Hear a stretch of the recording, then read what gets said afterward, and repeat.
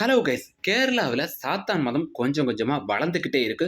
இதனால பல உயிரிழப்புகளும் ஏற்படுது.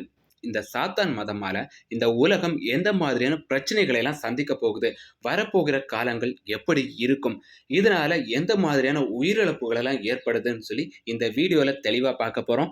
அது மட்டும் கிடையாது, இந்த சாத்தான் மதத்தால் நமக்கு மறுபிறவி கிடைக்கும்னு சொல்கிறாங்க. இதையும் இந்த வீடியோவில் தெளிவாக பார்க்க போகிறோம். வீடியோவை ஸ்கிப் பண்ணாமல் கடைசி வரைக்கும் பாருங்கள். வாங்க வீடியோக்குள்ளே போகலாம்.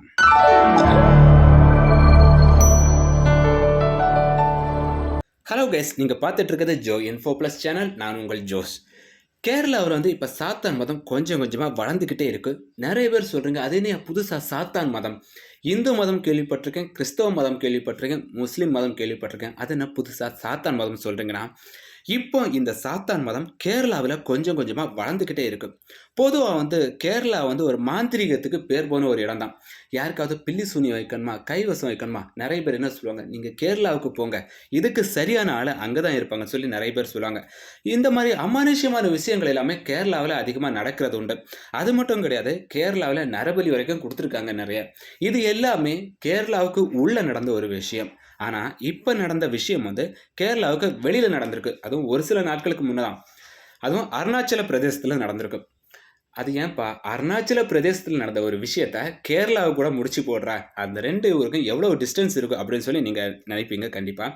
ஆனால் அங்கே அருணாச்சல பிரதேசத்தில் நடந்த ஒரு விஷயம் இந்த கேரளாவில் உள்ள மக்களால் நடந்த ஒரு விஷயம்தான்.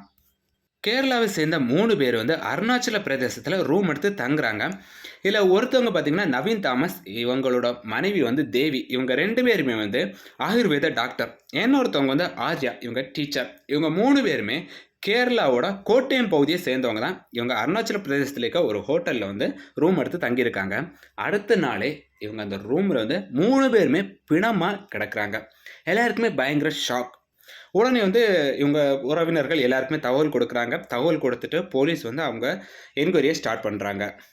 அதுக்கப்புறமா போலீஸ் விசாரணையில் ஒரு திடுக்கிடும் தகவல் கிடைக்குது. இவங்க எல்லாருமே சாத்தான் வழிபாடு பண்ணிக்கிட்டு இறந்து போயிருக்காங்க அப்படின்னு சொல்லி ஒரு தகவல் வெளிவருது.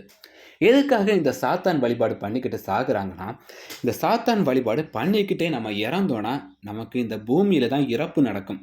ஆனால் இவங்களுக்கு இன்னொரு கிரகத்தில் மறுபிறவி கிடைக்கும்னு சொல்லி இவங்க நம்புகிறாங்க. இந்த சாத்தான் வழிபாடு இப்போ கேரளாவில் திருவனந்தபுரம், கொச்சி, கோட்டயம், ஆலப்புழா, கோழிக்கோடு இந்த இடங்கள்ல எல்லாம் பயங்கரமாக அதிகரிச்சுக்கிட்டே வருது. இந்து மதத்தை சேர்ந்தவங்க கோயில்களில் வழிபாடு நடத்துகிறாங்க. கிறிஸ்தவ மதத்தை சேர்ந்தவங்க ஆலயங்களில் வழிபாடு நடத்துகிறாங்க. முஸ்லீம் மதத்தை சேர்ந்தவங்க பள்ளிகளில் தொழுகை பண்ணுறாங்க. இந்த சாத்தான் மதத்தை வழிபடுறவங்க எங்கே தங்களுடைய வழிபாடு நடத்துகிறாங்கன்னா, கைவிடப்பட்ட ஏரியா, அதாவது ஒரு சில வீடுகளை கைவிட்டுருவாங்க. இந்த வீடுகள் யாருமே கண்ட்ரோல் பண்ண மாட்டாங்க. இந்த வீடு வேண்டாம், இந்த வீட்டு பக்கமே யாரும் போகக்கூடாது அப்படின்னு சொல்லி ஒதுக்கி வச்சுருப்பாங்க. அந்த மாதிரி வீடுகள். அதுக்கப்புறமா பேய் நடமாட்டம் இருக்குன்னு சொல்லி ஒரு சில வீடுகளில் நம்ம பயமுறுத்தியே ஒதுக்கி வச்சுருப்பாங்க. இந்த பக்கம் ராத்திரியெல்லாம் போகாத, இங்கே பேய் நடமாட்டம் இருக்கும் அப்படின்னுலாம் சொல்லி ஒரு சில வீடுகளெல்லாம் ஒதுக்கி வச்சுருப்பாங்க.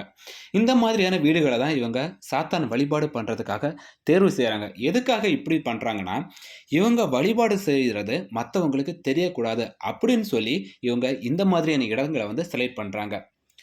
இவங்க எந்த நோக்கத்துக்காக சாத்தானை வழிபாடு பண்ணுறாங்கன்னா, பொதுவாக அந்த சாத்தானை வழிபாடு பண்ணுறவங்கள யாராவது ஒருத்தவங்க எதிர்க்கிறாங்கன்னு வச்சுக்கோங்களேன், அந்த எதிரியை அழிக்கிறதுக்காக இவங்க வழிபாடு பண்ணுவாங்க.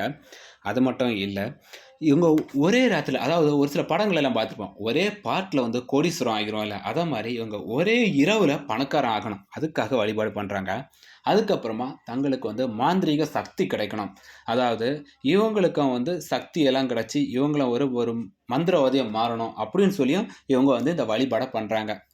இவங்கெல்லாம் சாத்தானை வழிபாடு பண்ணுறதுக்காக ஒரு எண்ணம் வச்சுருக்காங்க. அதாவது 13 இந்த நம்பரை குறிப்பிட்டிருக்காங்க. பொதுவாக இந்த நம்பரை யாருமே அதிர்ஷ்டமான ஒரு நம்பர்னு சொல்ல மாட்டாங்க. பொதுவாக நிறைய பேய் படங்களும் பார்த்துருப்போம். இந்த பேய் படங்கள் எல்லாமே, அதாவது ஒரு ரூமில் பேய் இருக்குன்னு வச்சுக்கோங்களேன், அந்த ரெஸ்டாரண்ட்டில் ஒரு ரூமில் பேய் இருக்குன்னா அந்த ரூம் நம்பருக்கு மேக்ஸிமம் 13 தான் நம்பர் கொடுத்துருப்பாங்க. ஏன்னா இந்த 13 ஒரு ராசி இல்லாத ஒரு நம்பர் அப்படின்னு சொல்லி தான் ஓரங்கட்டி வச்சுருக்காங்க. இவங்க அந்த 13ஆம் நம்பரை தான் இந்த சாத்தான் வழிபாடு பண்ணுறதுக்கான நம்பராக வச்சுருக்காங்க. இவங்களுக்கு ஏதாவது ஒரு பொது இடங்கள் ஏதாவது வழிபாடு பண்ணணும். ஆனால் இவங்களால பொது இடங்களை வழிபாடு பண்ண முடியாத ஒரு நிலையில் இருப்பாங்க. அந்த இடத்துல இவங்க அந்த 13ஆம் நம்பரை வச்சு தான் இவங்க அதை ஒரு தெய்வமாக பார்த்து வழிபாடு பண்ணுறாங்க. பார்த்துக்கோங்க. இந்து மதத்தோட பகவத்கீதையா இருக்கட்டும், கிறிஸ்தவ மதத்தோட பைபிளா இருக்கட்டும், முஸ்லிம் மதத்தோட குரானா இருக்கட்டும். இது எல்லாத்துலயுமே என்ன சொல்லியிருக்குன்னா, இந்த உலகம் தன்னுடைய கடைசி காலத்த நோக்கி போயிட்டுருக்குன்னு சொல்லியிருக்கு. அது மட்டும் கிடையாது, அதற்கான அறிகுறிகளும் தென்படுவதா எல்லா மதங்கள்லயுமே சொல்லிக்கிட்டு இருக்காங்க. இந்த மாதிரியான நேரங்கள்ல நம்ம சாத்தான் மதத்த வழிபட்டு, நமக்கு நாமளே அழிவ தான் தேடிக்கிறோமே தவிர, இதனால எந்த ஒரு பிரயோஜனமும் கிடையாது. கடவுளுக்கு உண்மையா இருங்க. அவர மட்டுமே வழிபடுங்க. கடவுளால மட்டும் தான் எதையுமே செய்ய முடியும். சாத்தான வழிபட்டு நமக்கு நாமளே அழிவ தேடிக்காதீங்க. சாத்தான வழிபடுவதால உங்களுக்கு எந்த ஒரு நன்மையும் கிடைக்கப் போறது கிடையாது. கடவுளுக்கு உண்மையா மட்டுமே இருங்க. அதுவே நம்ம எல்லாருக்குமே நல்லது.